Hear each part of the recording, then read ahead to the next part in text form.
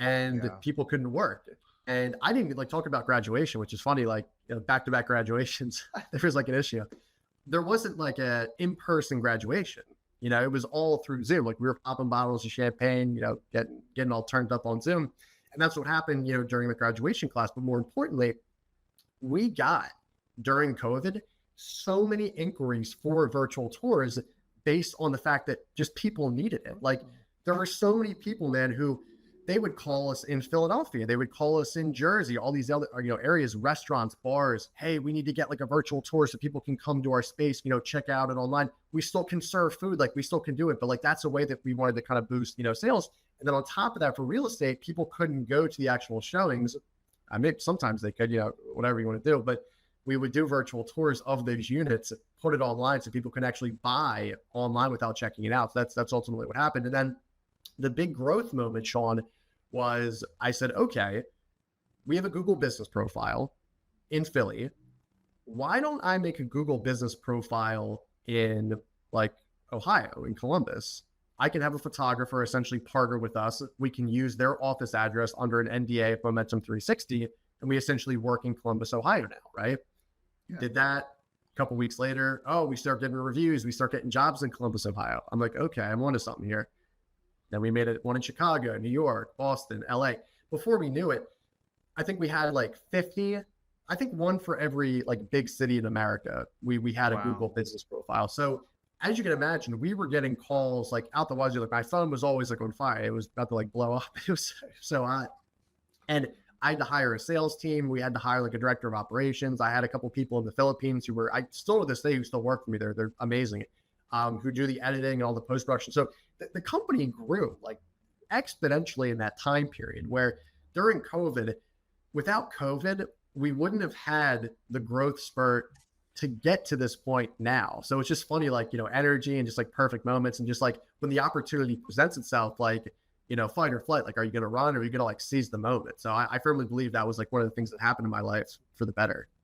Yeah. COVID really blew up our insurance company. I owned an insurance company at the time, and I was a public insurance adjuster. I don't know if you know what that is, but basically everybody was home and they were destroying the house or seeing things that were, hey, there's a hole in my ceiling, and they were filing insurance claims. And I went from probably like 30 clients a year to, I think in 2020, 2021, I went to 500 clients because people were, and it was like, it blew me up. And that stayed in place till about 2022. And in 2022, 2023, things started to slow down. But I know what you're saying. The COVID was good for some industries. Real estate really exploded during COVID. I mean, you saw houses that, a year before were say 200,000, and next thing you know, they're $350,000. It was, and they were in bidding wars, especially in states like Florida where they were open and people wanted to move there. So it's crazy. I mean, and that's what's funny too, is one of my best friends is a public adjuster, and he has the same story from COVID where he's like, oh my God, we just blew up all of a sudden. He's killing it. Like his name's Brandon, by the way. Shout out Tiger Adjusters. That's his company. Great guy, by the way. He's always traveling.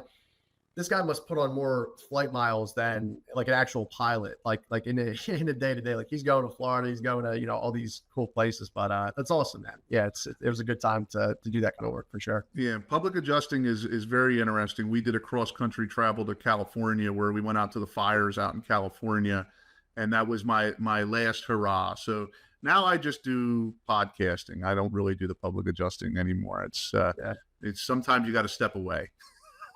You got to know when a good thing is too much of a good thing. So you also, now what type of equipment and stuff do you guys use? I mean, when you're in media, I mean, if you're a media guy, gear is your number one thing. I mean, so what type of equipment do you guys use? What's some of the fancier type of stuff? I mean, I know a lot of our fans are big into tech equipment and big into media production. So I'd love to hear what you guys use. Yeah.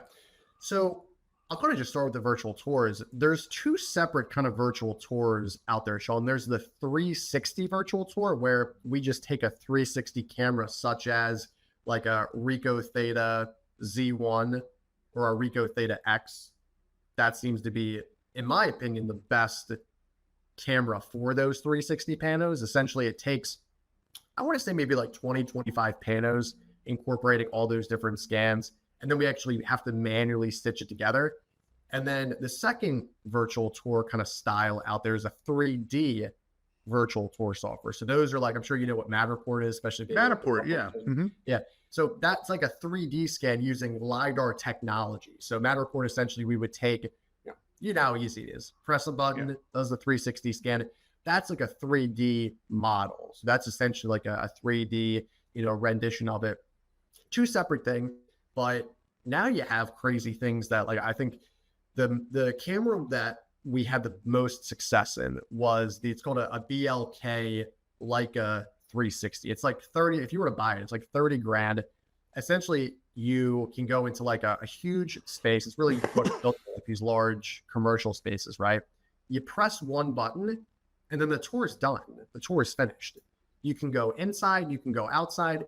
It's a full 3D model of Matterport, and it's like super easy to use. It has all these different dimensions and technical like measurements. I think Matterport, the Pro 2 that we would normally use, is accurate up to like the 95th percentile or whatever it is for dimensions. The Leica is accurate to like the 99.999. So it's so much more accurate. And obviously that's good for architects, for developers. Like that's ultimately what people need, right? So those are the main ones for the virtual tours. I would say for the videos, we've had so much success with Sony's, like Sony A7s. Those have been great for vlogging, promo videos, brand videos, stuff like that. And you know what? We're actually getting a handful of FPV first-person drone videos. If you've heard of what that is, it's like essentially a drone the size of your fist. It can go in like very intricate spots, zoom, weave in and out, and it's really good for like different. You have a restaurant. Is that called like a hover? Is it a hover? Is it like a little square looking thing? Yeah, exactly.